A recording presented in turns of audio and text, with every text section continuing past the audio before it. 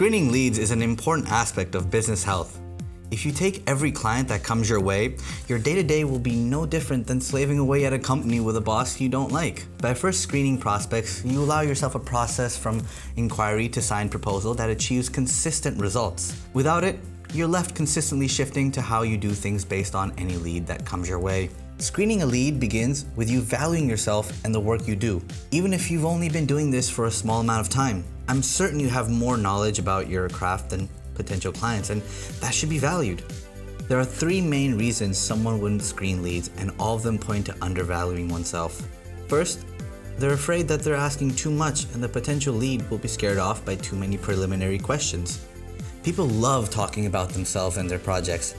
If you've got someone coming to you for a website and they barely respond to your screening questions, take that as a sign that they're not serious and that there are underlying issues that could compromise the success of the project. A prospect should be excited to get started or engage in what they're looking to invest in. Secondly, some say, why ask questions now when I can work with them anyways? As you'll see in the coming lessons, screening questions play an important part in getting our leads to sign proposals.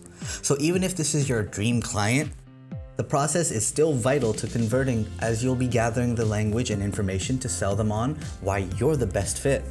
Skip this step and you may have your dream client, but you run the risk of not delivering a successful project, losing that dream client after launch.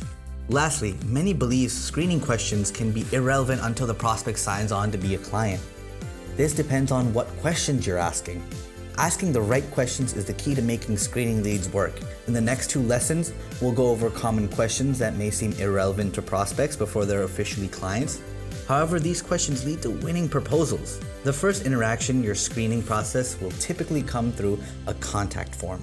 In order to have success with this as a longer process, we want the first step to only do a small amount of filtering and exploration. When creating a form, consider conditional fields and just enough info for what you need. This can be a pop-up window or a live chat bot. If you'd like additional instruction on creating effective forms with conditional drop-downs, auto-replies, and more, view the Skill Up video, Creating Functional Forms. The biggest qualifier to screen for is checking if they're looking for the type of work you do. Ask, what type of project do you need? As you list out the services you provide as checkboxes, make sure there's an option for other and a fillable field. This will allow you to refer them to someone else if they need something you don't provide. You can also use their selection to conditionally present a few extra fields based on their selection. For example, if you're very busy with a lot of SEO projects, it may be helpful to have additional fields if they select SEO services. For a business web marketer, knowing what keywords they're looking to rank for, how competitive their market is, and what their ad budget is helpful to quickly evaluate the lead. Like with any form, gather their name, their email, business name, location, and website, providing a place for a custom message. Put some spam protection on the form and discourage outreach from certain types of solicitors to cut down a lot of submission noise. Some people use a simple math question, honeypot spam protection, reCAPTCHA, or even a simple message saying you're not interested in B2B solicitations. Now, let's address the biggest question. Do you ask for their budget up front? Well, there are two different ways to look at this question.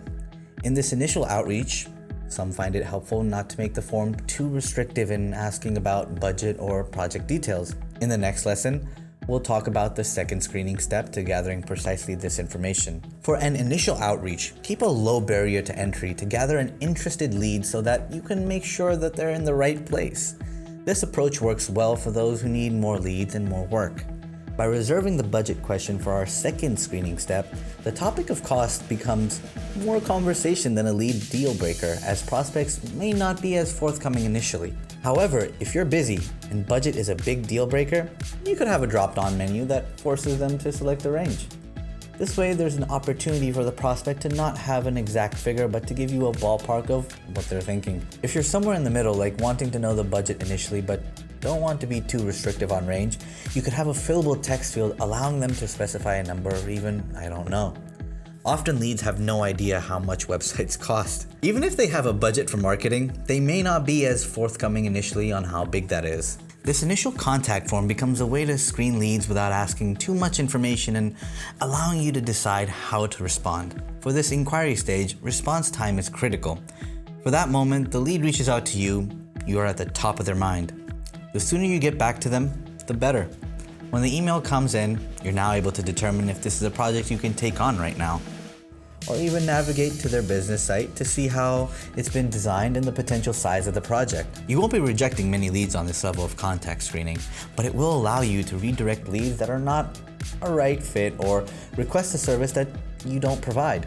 For many of these leads, your response will be to have them fill out a longer project questionnaire that we'll go through in depth in the next lesson. By creating a process that properly screens your leads, you act as a better boss to yourself.